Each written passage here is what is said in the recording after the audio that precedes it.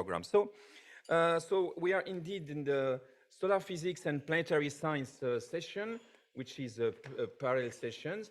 And Amina from the University of Science and Technology, Houari Boumediene, Algiers, will be talking about exoplanets period search in the activity index XS and by sector velocity. Go ahead, Amina. And you have, in fact, 10 minutes plus 5 minutes for the question and answer. So try to keep within this time.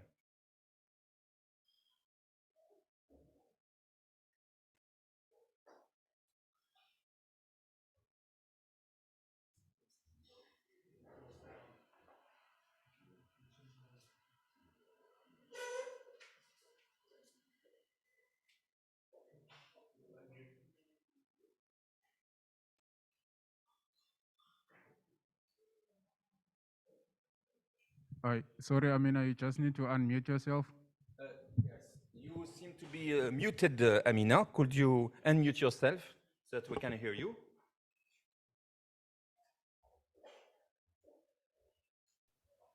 Hello, everyone. I am Amina Boufraboul from a PhD student at the University of Science and Technology, Houari Boumediene in Algeria. I will talk about exoplanets period search in SNDX and BIS. Here are the main points that I will discuss. As for now, there are more than 4,940 confirmed exoplanets on the NISA archive. They are discovered by two main methods, the transit method, photometric method, and the radial velocity method, a spectroscopic method. In photometry, when the planet orbits the host star in an edge-on plane, the brightness of the star undergoes a small reduction, as it is shown in this figure, while in spectroscopy, the radial velocity measured from the star spectrum shows a periodic variation as function of time, as we can see in this example of Hipparcos 47-202, which varies in a sinusoidal way with a period of 2 days. Both of these methods are biased towards the detection of large planets in close orbits.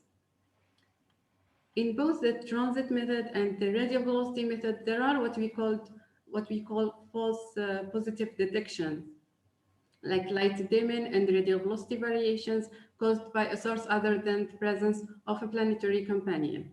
The most common of these false positives are the eclipsing binaries and the stellar variabilities. Even though in the eclipsing binaries, the eclipse is usually much deeper than the planetary transit. However, there are cases when the secondary star grazes the top of the primary, and it causes a dip similar to the one caused by planetary transit. In pulsations, however, it is easier to rule out this the possibility of the light dimming being caused by pulsations, because they cause a distinctive continuous variation in the light curve. However, for star spots, they cross the star surface in a periodic way with a period of the star rotation. Here are two examples of the light curve of the eclipsing binary and the light curve of a pulsating variable star. The same goes for the radial velocity variation. The presence or the motion of the companion is not the only responsible for the radial velocity variations, as there are non-radial pulsations and convection, rotation. Star spots can cause such variation. These phenomena, called the RV jitter, can cause an asymmetry in the shape of the spectral lines. For example, star spots blocks the flux of the star and induce an imbalance between the red-shifted and blue-shifted halves of the star. This induces an asymmetry in the spectral line and shifted centroid by a small amount. This asymmetry is measured by what we call the bisector. A bisector is the set of middle points of the horizontal lines linking the red and the blue wings of the spectral line. Usually, the wings and the core must be avoided because they cause large errors. Thus, the flux limits are set to 0.45 and 0.85 of the spectral line. We can generalize the use of the bisector of individual spectral lines to the bisector of cross-correlation function between observed stellar spectrum and the synthetic spectrum or a numerical mask. But how can we tell if the RV variation is caused by a planet or not? So here we will estimate the cross-correlation function between the radial velocity and the bisector inverse slope, which is given by the difference between the top velocity measured between 10% and 40% of the bisector and the bottom velocity measured between 55 and 90% of the bisector or the spectral line. Here is an example of the bisector of Hipparchus 948. In stellar magnetic activity, the RV variation can be really significant. So we need informative proxies for activity-driven RV variations in the search for planets, because we need a confirmation whether this variation is caused by a planet or by an activity phenomenon. Emission lines like H-alpha, CA2, H and K, CA2 triplet form at the level of the chromosphere, and so they are good indicators for activity. Here we will focus on the S-index, which is a measure of the emission line at the cores of the H and K, or a dimensionless ratio between the emission at the line cores of this line H and K to that of two nearby continuum band passes R and V, and it is given by this equation. And as this index is spectral type dependent, NOIS in 1984 introduced another index, which is the RHK prime. It is given by the following equation. So now we move to the application. We selected a sample of 114 stars from the catalog of standard stars of Subiron 2018. We measured the radial velocity of these stars from HARP spectra using the minimum distance algorithm. We also extracted the bisector inverse slope and estimated the S-index using the previous equation. All these allowed us to estimate the cross-correlation between these variables. In the search of periods in log RHK and BIS, we applied the Zegmeister and Cursor algorithm after determining the highest peak using HMM algorithm. In the estimation of the cross-correlation, we found that 47% of the stars are correlated, have a correlation between the RV and the S-index and the RV and the BIS. But what does the correlation mean?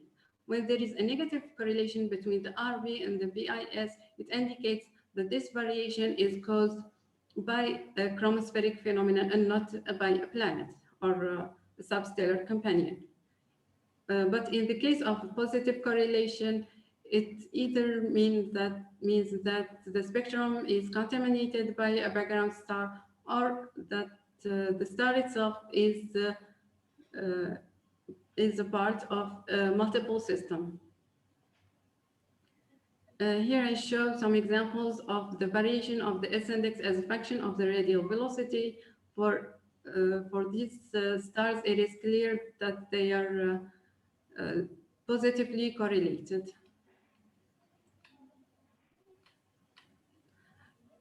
When the variation of the activity indicators have the same period or one of the harmonics of the RV period, the latter is considered to be caused by inhomogeneities in stellar atmosphere. We should note that the bisector inverse slope measurements are sensitive to stellar rotation, while the S-index depends on all signals induced by activity. I list in this table the confirmed planetary periods from the NASA archive, which are really close to periods we found in the log-RHK periodogram. There are here, most periods are close for the log-RHK prime. There are only 3 for the BIS. I show in these periodograms of log-RHK prime, the highest peaks are the confirmed planetary periods. They are really close to the log-RHK prime periods. I will discuss some of the periods. For Hipparchus 1499, even though DS in 2016 didn't find any significant period in log-RHK prime periodogram, they noted that the 13.5 days signal is close to the first harmonic of the rotation period, which could mean that this signal is eventually caused by activity and not by a planet. 5 minutes For left. Huh? Sorry, if yes, thank you. leave for 5 minutes for question and answers. Your time, 10 minutes is gone. Huh? Okay. For Hipparchus 15510, the 40-day period has a very low semi-amplitude, about 0.5 meter per second, and it is close to the rotation period of the star. For Hipparchus 26394, the planet was detected by photometry using the light curve. And as star spots take much longer time to cross the star surface than the planet transit, we can rule out the possibility that this period is caused by activity. For Hipparchus 27018, the period is very close to the 34.5 days signal found in the H-alpha by Unger in 2021. For Hipparchus 693, the period is close to the rotation period of about 35 days. For all these periods, we have found that there is a positive correlation between the RV and the S-index and the RV and the BIS, except for Hipparchus 15510 and the 26394, for which the RVs are negatively correlated to the S-index. So in conclusion, we found that there are 12 periods in log-RHK prime and the BIS, which are really close to the confirmed planetary periods. They have the similar peaks at the periodograms, and the RVs and BIS RVs and S-index are positively correlated. However, we should focus on the following periods: 13.5 days of Hipparchus 1499, 43.2 days of 15510, and 33.9 days of 27018, and finally 35.6 days of Hipparchus 4693, which were discussed by previous authors. So these 4 periods are more likely to be false positive detections. However, more deep analysis is actually needed, and photometric transit observations are needed to confirm our speculations. Thank you for listening. Are there any questions?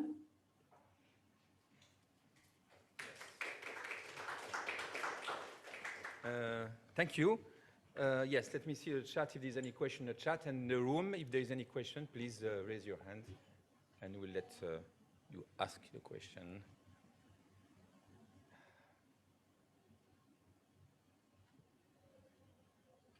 Can we see the chat if there is any question from the... Yeah.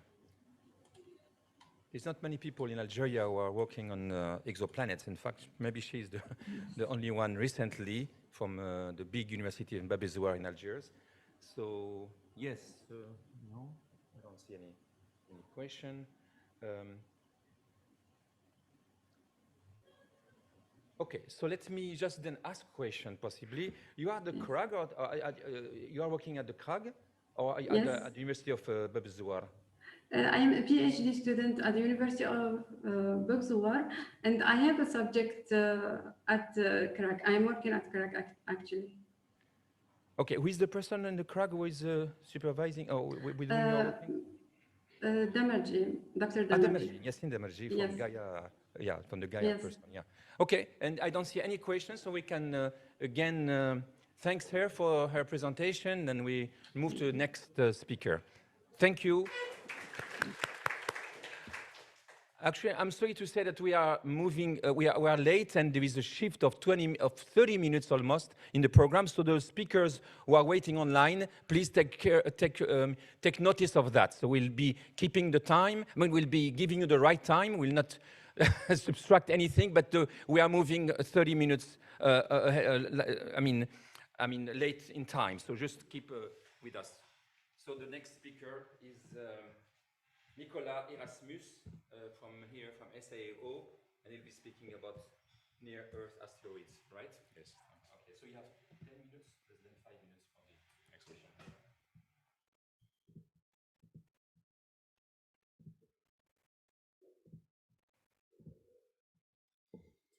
Okay, good morning, everyone. Thanks for giving me the opportunity to talk about my research interest here at the SAO, which you can see from the title on near-Earth asteroids. And so I think everyone recognizes this figure over here. This shows the inner solar system from a top-down view. So the inner planets, you can see plotted in the shown in the orange orbits. And right in the corner, in the top right-hand corner over here, you can see the orbit of Jupiter. And as most of us know, between the orbits of Mars and Jupiter, we have a high density of asteroids, and that's known as the, obviously, the main asteroid belt. Each white dot that you see in the figure here is an actually known main belt asteroid, and there are over 1 million of them currently known. But every now and then, one of these main belt asteroids is perturbed by one of the larger planets, and then it's flung into the inner solar system. And then if these orbits come close to the Earth or cross the Earth's orbit, then they're referred to as near-Earth asteroids. And those are the asteroids that I do research on. So how do we know that there's over 1 million main belt asteroids? Well, there are several programs out there specifically dedicated just to finding asteroids. So I've listed a few over here, some Earth-based, some space-based. And these are essentially mini all-sky surveys with their cadence specifically designed to optimize the detection of moving objects. So you see an example on the right here. This incidentally is an example from the ATLAS survey. And so they typically take 4 images at the same spot in the sky each night. And if they see anything moving, then that's flagged as a potential new discovery. So this plot here shows that since these all-sky discovery surveys have come online since the mid-90s, and more of them have been ramped up in recent years, the discovery rate has ramped up significantly. And as of today, we are discovering roughly 10 new near-Earth asteroids per day, so roughly 3,000 a year. And I took the screenshot from the Minor Planet Center's website yesterday, and we already have discovered over 28,000 near-Earth asteroids. Now, this is simply discovery, and so once an asteroid is discovered, there's only pretty much 2 things known about it, and that's its orbit and a rough size estimate. But of course, that's not the only thing that we want to know about these asteroids. We want to know more than just where they are and what their rough size is. And that's what the remainder of the talk will be about. And so you might ask, so what else can you learn about an asteroid? And I think this figure here illustrates, is a nice illustration of what you can learn. And we see that asteroids come in different shapes and sizes. And what I like about this image is that it's also true to color and albedo. So some asteroids are very dark, so they're sort of dark as coal, and some asteroids reflect a lot of light, or about 20% of light, and so they appear sort of like the moon in brightness. And another thing that you also see is that some asteroids reflect all wavelengths sort of uniformly, and so they have this sort of grayish-white color, but you do get asteroids that appear sort of brownish-reddish tinge, and so they reflect red light more, and this is all dependent on the composition of the asteroid. So just by looking at the way that light's reflected from these asteroids, we can learn a little bit about their composition as well. And that's exactly what we've been doing here at the SAO. And so this is an example observation taken with the SAO's 40-inch. And so we just collect the reflected light from this asteroid over a period of time, and then we build up a light curve like you see on the left here. And of course, we don't do that just in a single filter. We do that in multiple photometric filters, and that allows us also to determine photometric colors. And through these photometric colors, we can get an idea of what the color in inverted comma of the asteroid is, and that gives an idea of the composition. And because we've got a light curve as a function of time, we also see that this light curve is not constant, it's oscillating. And so because these asteroids are not perfectly round spherical objects, they're sort of weirdly shaped, potato-shaped, they reflect different amounts of light as they are rotating. So the period of this oscillation gives us the rotation period, and also the amplitude of this period of this oscillation gives us an idea of how unround the object is. So just by doing time-resolved photometric observations in multiple filters, we learn a lot more from this asteroid than just simply its orbit and its size. Okay, so I've been using this technique to observe thousands of main belt asteroids over the past few years, and the reason for and only for a few NEA objects, and the reason for that is that, like I mentioned before, there are millions of main belt asteroids, so there are thousands of them large enough to observe from the Earth for long periods of time, so for a couple of months during the year. So it's relatively easy to do these measurements for main belt asteroids. For near-Earth asteroids, it's also easy for the large ones, but there are only a few large ones. So if you really want to observe many near-Earth asteroids and get an idea of the population as a whole, you have to start looking at the smaller asteroid population. And this next slide here sort of shows the difficulty with that. So this was a particularly bad case. This was asteroid 2019 OK, which made a particularly close approach to the Earth in 2019. And this is the brightness of the asteroid plotted as a function of time, roughly 10 days out from its close approach. And we see only about 10 days out that that it become bright enough to be discovered by many of these discovery programs that have sort of a limiting magnitude of 22, 21. And this was a particularly bad case because it was full moon during that time, so none of the programs picked it up. And for another reason, in this particular case, because the asteroid was moving directly at us, the on-sky movement was very small, so it was also not flagged as an asteroid initially. And so this asteroid was actually only discovered 1 day before its close approach, and then it rapidly faded in brightness. So if you wanted to do follow-up characterization of this asteroid, you had to be pretty quick on the trigger. You would have had to observe it pretty much, do follow-up observations the night it was discovered. And so that's what I would like to do in the future. And that brings me to my next topic, and that's ATLAS, which is one of these discovery programs. And up until about 2 months ago, there were only 2 of these telescopes that form the ATLAS network, and both of them were situated in Hawaii. And 2 years ago, so this program is fully funded by NASA and designed and operated by the group of Professor John Tonray at the University of Hawaii. And about 2 years ago, they got additional funding to build 2 more telescopes under one condition, that they have to build telescopes so that they can do 24-hour surveillance. So they needed to build the telescopes in different time zones and also build them in the southern hemisphere so that they can cover both the northern and the southern skies. And luckily, Sutherland was selected as one of the locations. And so this can be a whole talk on its own, each one of these bullet points. But the end summary was that in December this year, we did the final installation of this telescope. And on the 13th of December, we did our first light. And on the 28th of January, this telescope discovered its first near-Earth object. And so because we have this discovery program now in Sutherland, we are perfectly poised to do rapid follow-up of any near-Earth asteroids discovered, for instance, with other discovery programs, but specifically with ATLAS. And so this is just an overview of all the telescopes that we have in Sutherland. And there are many telescopes here. I don't want to go into too much detail, but I would like to focus on 2, and that's mainly ATLAS, which is shown here. So I've talked about ATLAS, but I want to finish my presentation with a specific telescope and instrument combo that I think will be ideally suited for rapid follow-up of near-Earth asteroids. And that is Lesedi, which is our newest 1-meter telescope owned by the SOO. And the instrument that's recently been installed and commissioned on it, called Mookodi, is an instrument that we've sort of co-developed with the Liverpool John Moore University. And this is a low-resolution spectrograph, but the powerful capability of this instrument is that it was designed from the onset to be fully robotic. So we're not quite there yet for having robotic observations with this instrument, but that's coming. And the reason for that is that it's a low-resolution spectrograph and an imager in one.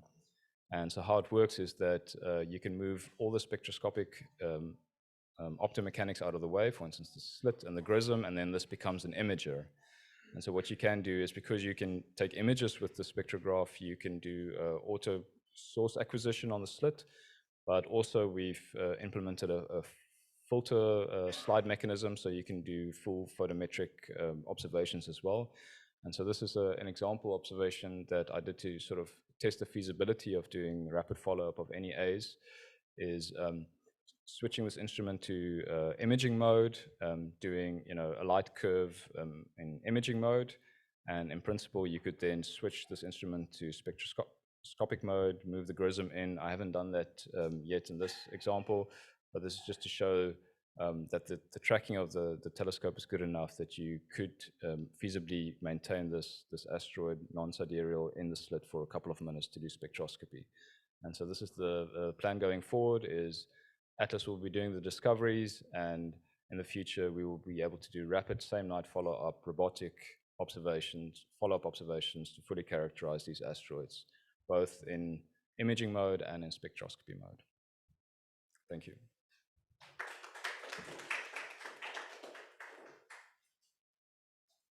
A lot of great work indeed. So we have 5 minutes, in fact, to entertain your questions. I do not see any question on the chat, unless I miss it. So I have to see two questions in the room first. So David, and then we'll go to. Wait a minute, wait. The mic is coming. You said there's two new ones, one in Sutherland. Where's the other one going?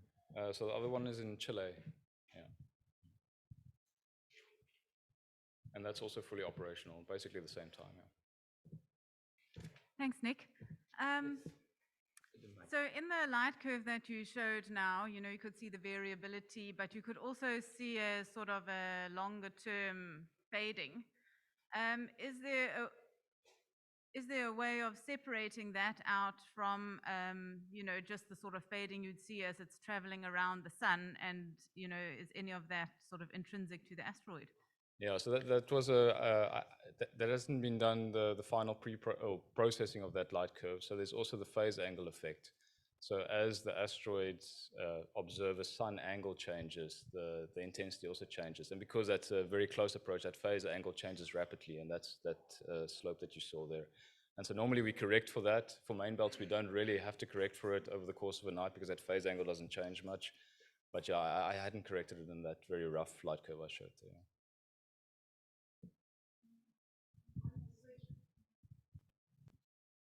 So access to this data from ATLAS, is it only for South Africa, or like if people want to work on this stuff, is there an opportunity to collaborate with you or with John, or what's the story? So if you're just interested in force photometry of a specific object, there is an online website that's publicly accessible by anyone. But if you have a more grander idea and you want more different data access to what that website can offer you, then you can get in contact with me and we can organize how to get better data access. So I have to add that the data is in the terabytes, so you also have to bear that in mind. So you're totally allowed to just get a data dump, so we could just dump the data somewhere, but it's tens of terabytes worth of data. Yeah.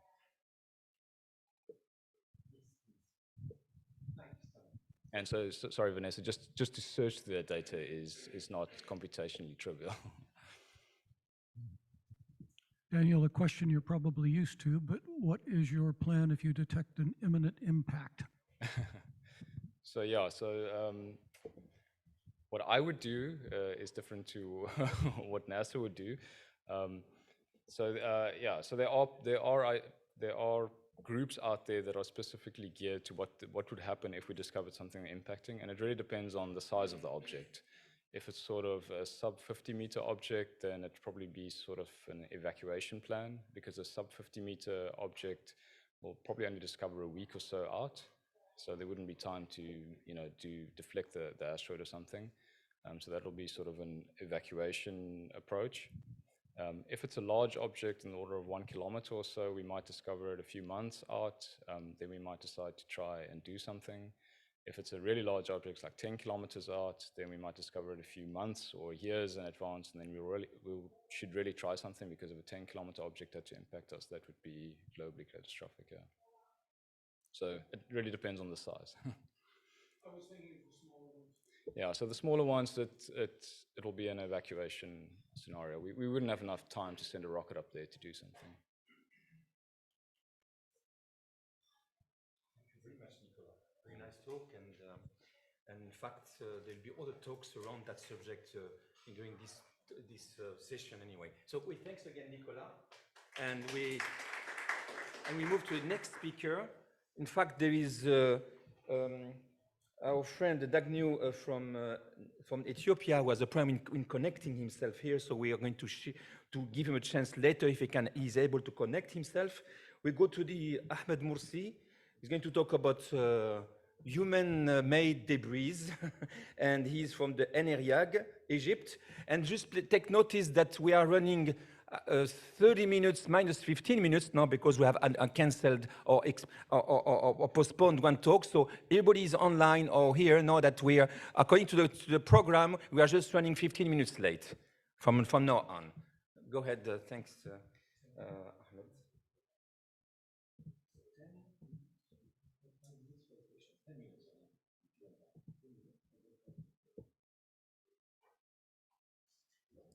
Hello everyone, my name is Ahmed Mursi.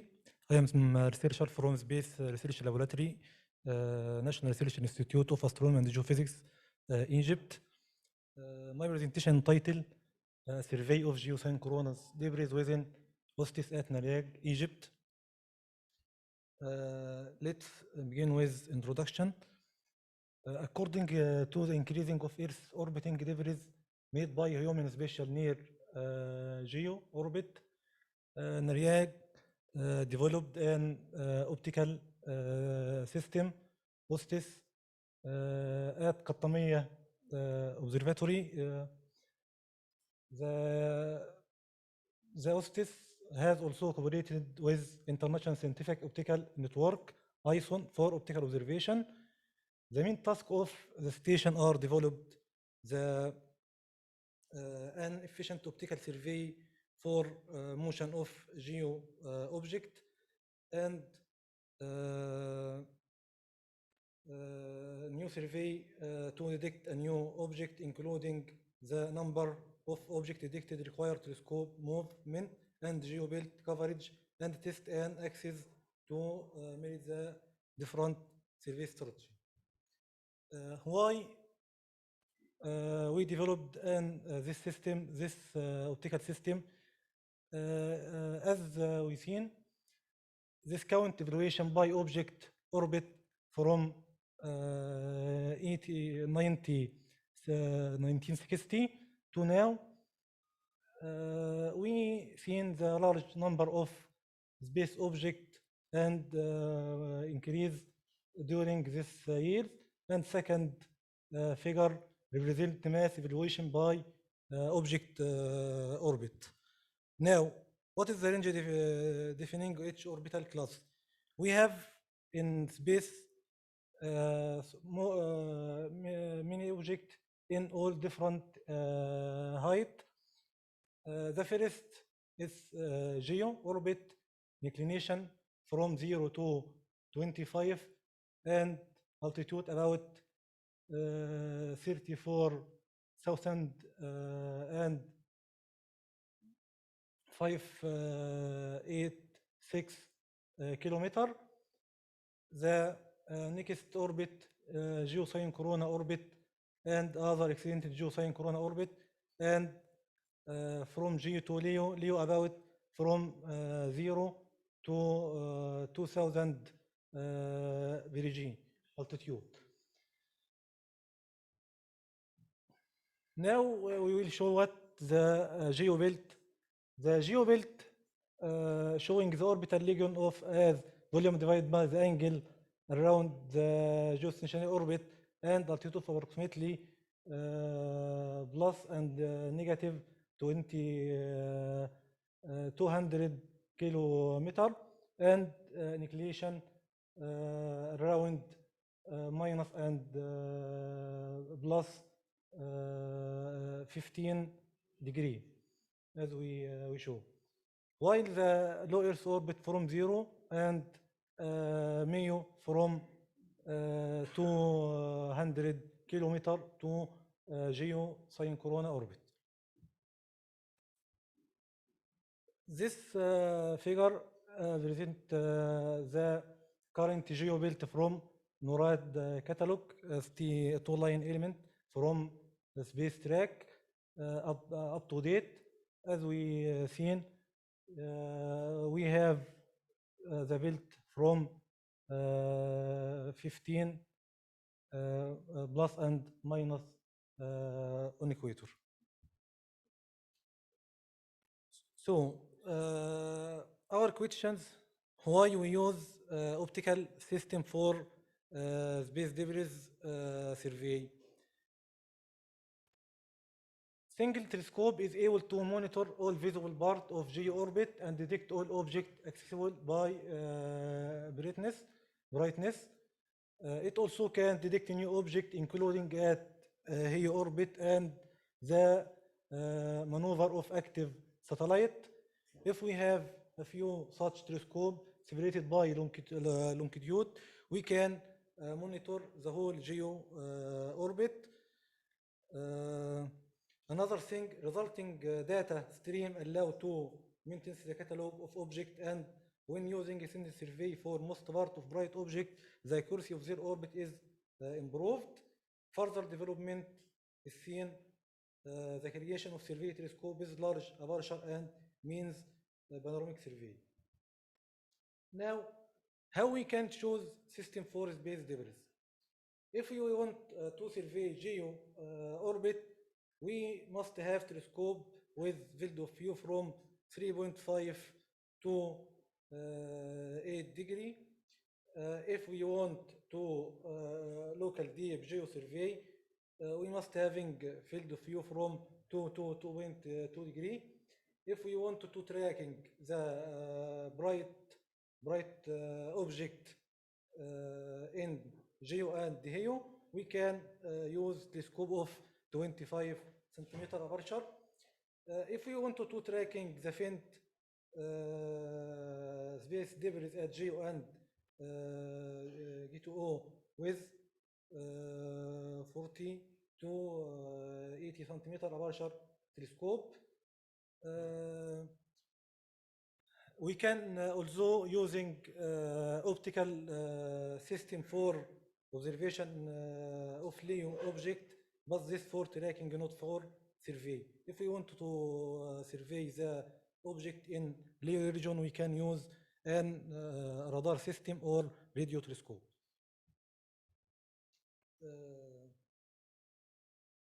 How we work in Ostis, Egypt? About observation, we make schedule for surveying of whole geo-orbit. We can divide the sky depend on the field of view of our system, and we can survey the sky about from 6 to 8 hours per night. Also, we can tracking of bright geo and geo and MEO specified object, and we can searching and follow up the faint debris object. Why we do this observation? Our goal, the first goal of making space debris database up to date, and we can support the daily update list of orbit of space object to provide the conjunction analysis.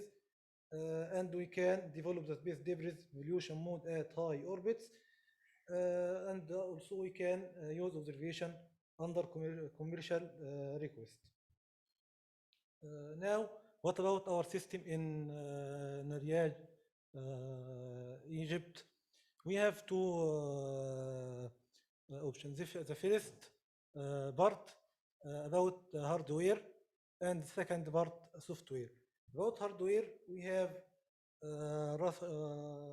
Russia Celestron telescope with CGE Pro mount.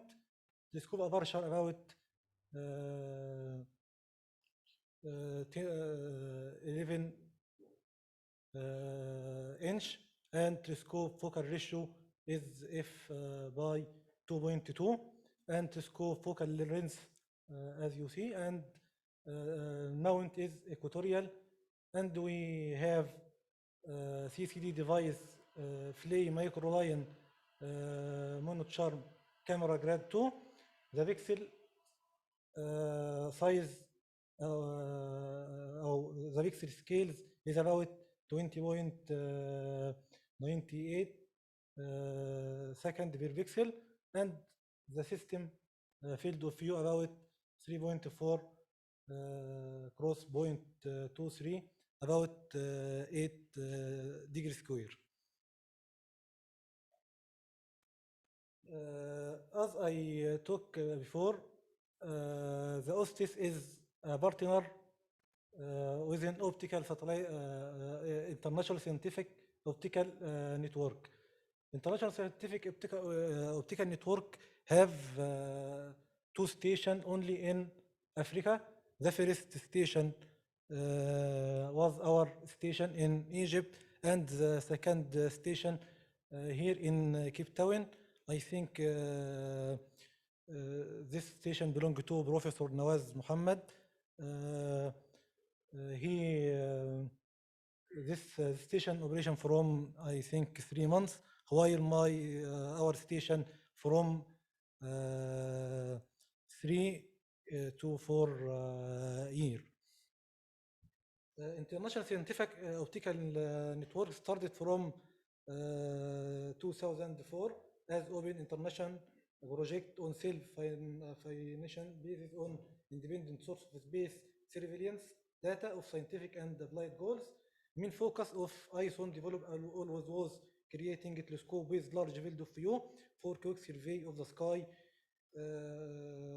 This ISON project milestone, as you see, from 2020 consultation of refreshed ISON network for scientific and commercial activity on base of SIE, ISON ballistic service limited traditional.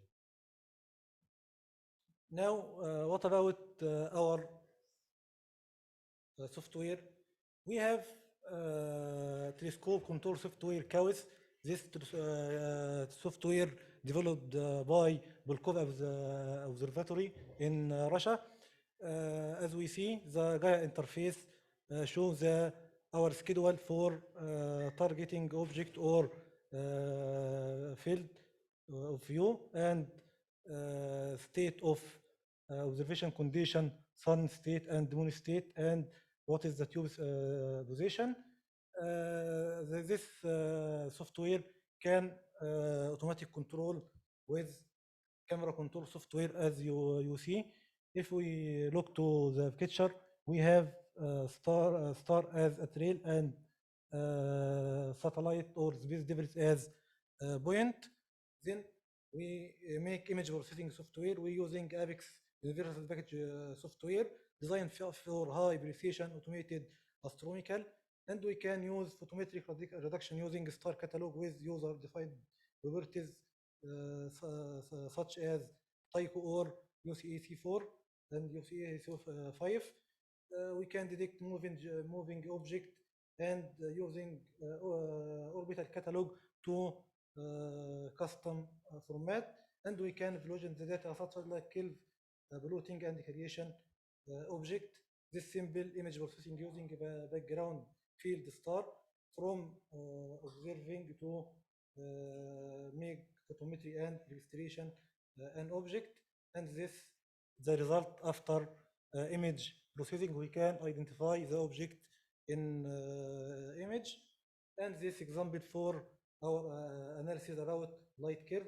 Light curve shows the brightness of an object a period of time depending on solar radiation, and carry of extensive set of information about the object dynamic and physical properties.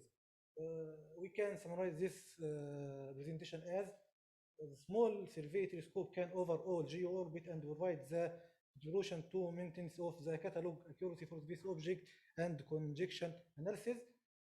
Telescope for survey is multiple surveying visible part of geo-built, and this survey produce measurement for all bright geo object along geo in the world, and the additional extended survey allow to determine more precise geo orbit for conjunction assessment analysis to detect maneuver of active satellite and help maintenance the orbit of geo object in cluster. Thank you very much. Thank you very much. 1 minute for questions. You have eaten your time for questions. So please, if there's one quick question, we can entertain it. And chat again, if there's any question on the chat. In the room? Yes, let me start with the Kurds and also then Selma after.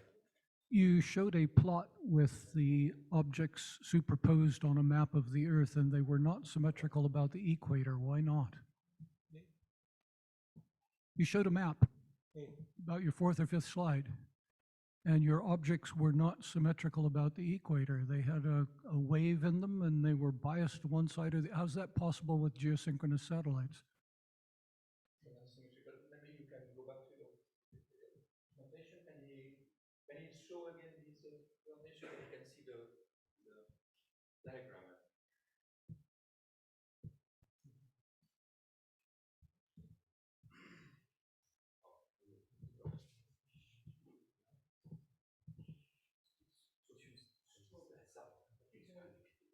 Go. Keep going. Go. There you go.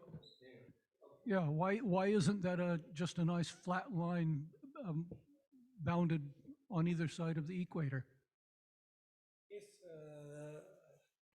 we are in Egypt, and this geo built from NORAD catalog from two-line element.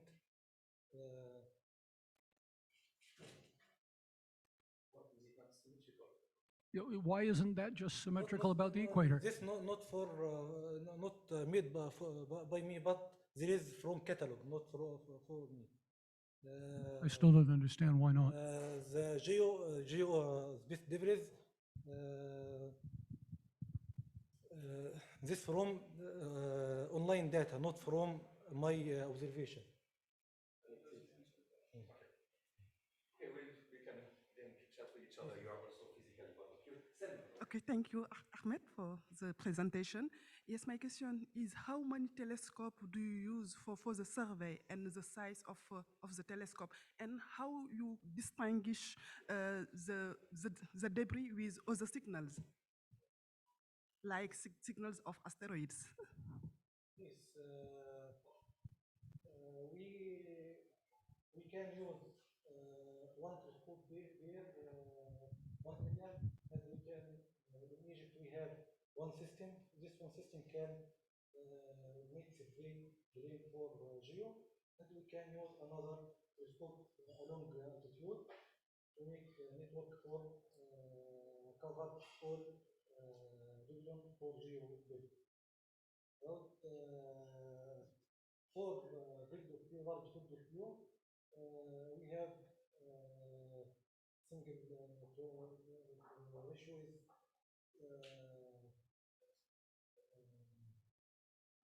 not like in asteroid and comets, we call large field of view.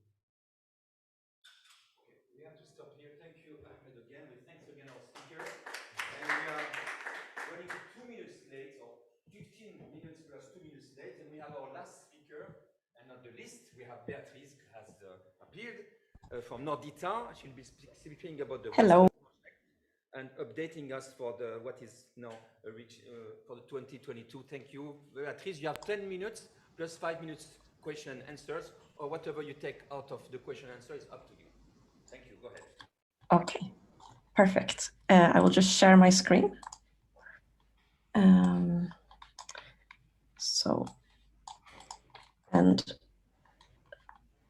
I'm starting. So hello, and I'm going to tell you about the Vanishing and Appearing Sources During a Century of Observations project.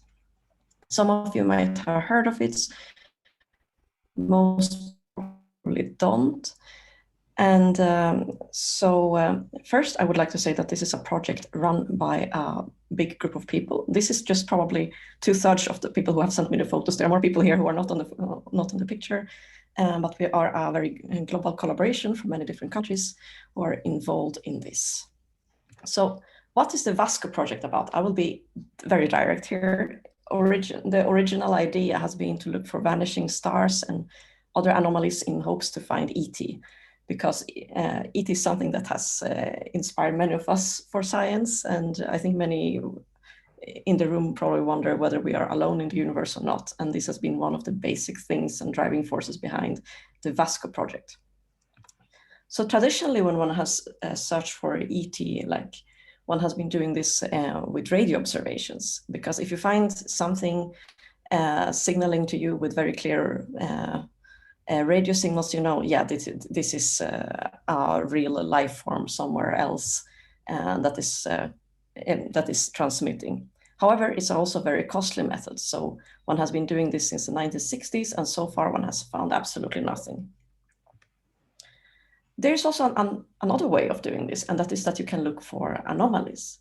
Because you know that if you find new anomalies, you might actually make some kind of discovery.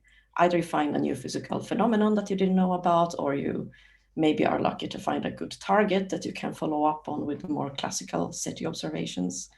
And we know, for example, that let's say when the quasars were discovered, this was an anomaly. We didn't understand what it was when it happened.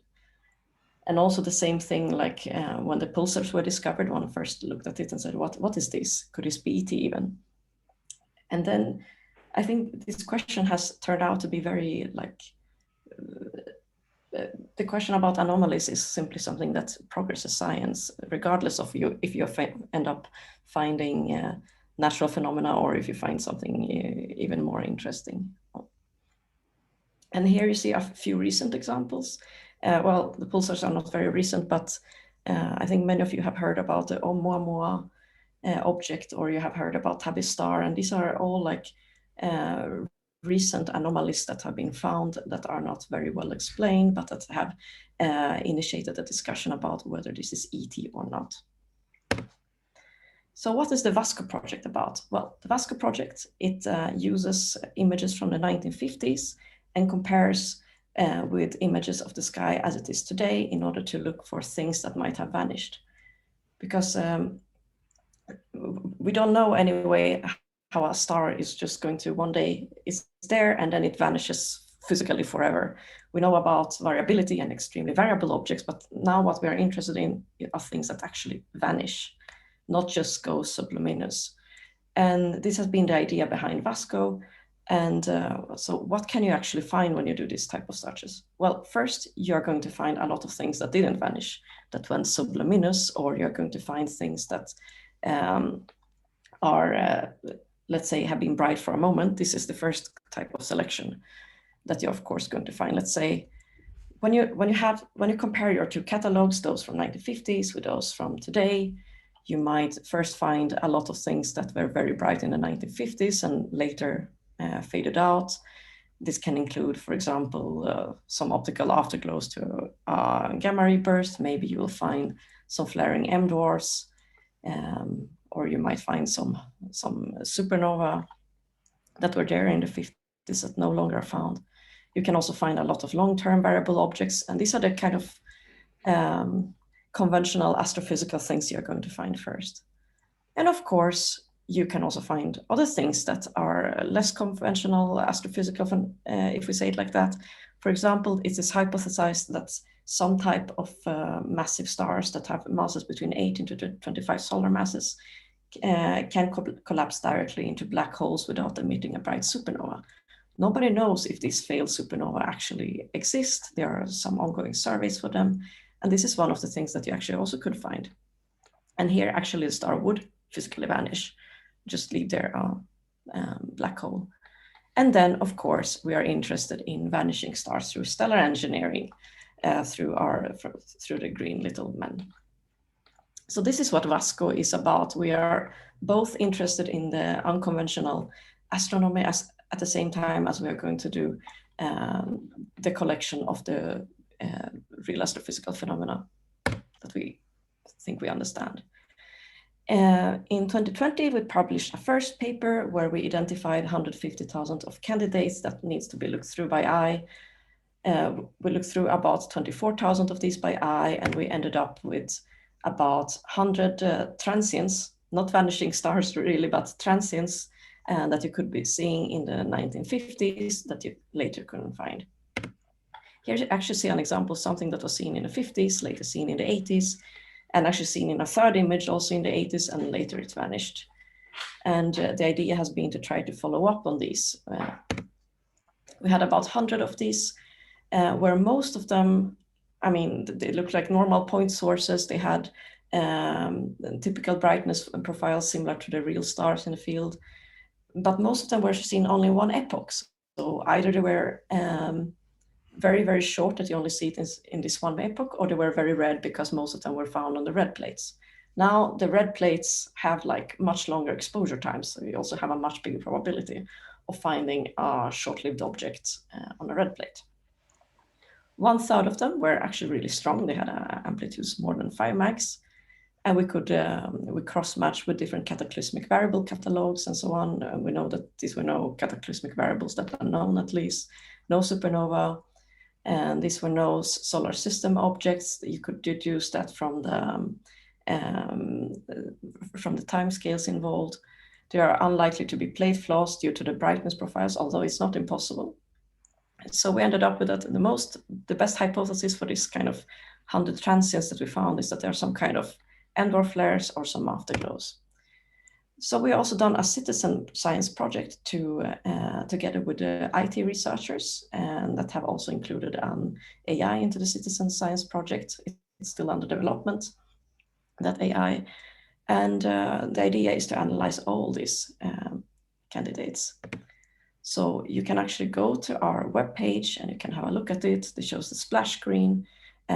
We put a paper on arXiv describing this citizen science project last year. And well, it works in the way that you go there as a citizen and you can compare an image from the 1950s with an image from today. And you're asked to look at the central object, like what's in the center? Is it there or is it not? And there are more features here. So in order to hear more about the citizen science project and how we're working with this, I actually would like to refer you to Kaula Laguna's talk that is going to be tomorrow. And it's going to be very exciting because she's going to tell us about how one can use the citizen science project for educational purposes. And I will leave the rest for Kaula to tell about.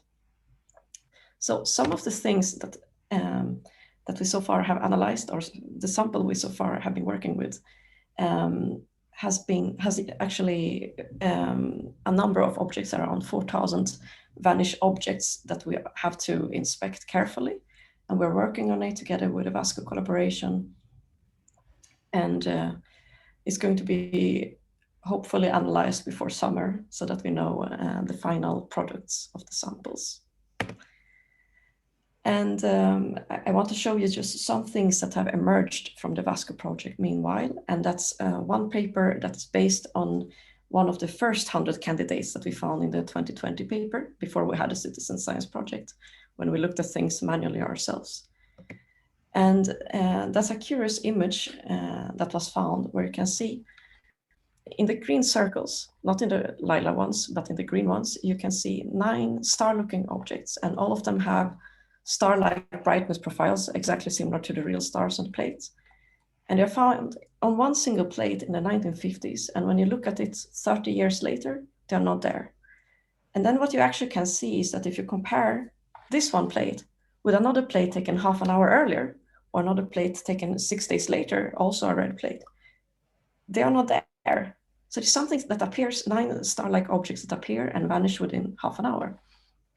And this is the kind of things that you can only notice if you actually look with your eyes, because you don't anticipate it. It's an anomaly, and you don't even imagine earlier that you can find something like that. So we did follow-up observations. Here you see like examples. We didn't manage to cover the entire field, but we used the Grand Telescope of Canarias, and Stefan Geerden did these observations with his 10-meter telescope. And you see that these star-looking objects have no, well, they might have a counterpart, but you don't really know. And we couldn't connect any of the counterparts seen with the GTC to the actual observations. It was really weird. Here's another example. It's there and later it vanishes. So one of the first things that we were considering is that maybe there's some kind of unknown contamination, because we excluded a lot of typical, all the normal astrophysical phenomena we could think about were excluded. And we tried a lot of different type of instrumental errors as well. We didn't manage to explain it by that. And the only thing we kind of stay with is maybe there's some type of unknown contamination. For example, if you would have nuclear fallout, because nuclear fallout apparently can produce rather star-like things on a photographic plate, and it was shown that it did so during the Trinity test. However, you have a problem to confine these things within the small radius we have on that plate. And the second problem is that there were no nuclear bomb tests in the year of the exposure, at least no listed ones. So since we are no conspiracy theorists, then we have to go to some alternative explanation, which then could be actually an astronomical explanation. However, this is also pretty far-fetched, I pre-warn, and that's the idea of that you might have some pieces from a highly reflective object that is rather flat that produces fast glints. Because these kind of fast glints can be produced in this way, and then maybe you can actually have from debris, you can have multiple glints happening at the same time if this debris is in a geosynchronous orbit. And we know that, for example, if you look in the time domain servers today, then it's something like 80% of all transients are just solar reflections coming off satellites or space debris. We would just have the little problem in that this image is from 1950, which is 7 years before the first satellite. Anyway, it still is an entertaining thought to play with. And so we have been thinking about how different signatures you can look for in like in photographic plate surveys that turn out to be ideal for this type of SETI searches, where you look for aliens close to us. You can look for multiple transients, and you might be looking for triple transients from a rotating dish. Here you see some examples. And then you might also try to look for transients that are along a line. Now, this image on the right side is from 1980s, so don't get surprised that you see it. So we published a paper together with Lars Mattsson, Hisham Guergori, and more people in the team in Acta Astronautica, and now we're actually carrying out these searches, and we hope to soon submit a paper with the results. So the summary and outlook is that we look for vanishing stars and unusual transients, and this is to cover both conventional astrophysics research and more exotic questions related to SETI searches.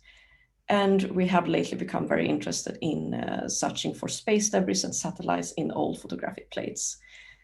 So the Citizen Science project is going to have a lot of potential to uncover many secrets, and we are quite excited to analyze the data and later also feed more data into the Citizen Science project. And if you are interested in collaborating with us and have ideas on how you would like to do that, then just please talk to any one of us in the Vasco project.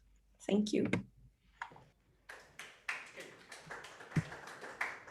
Thank you, Beatrice.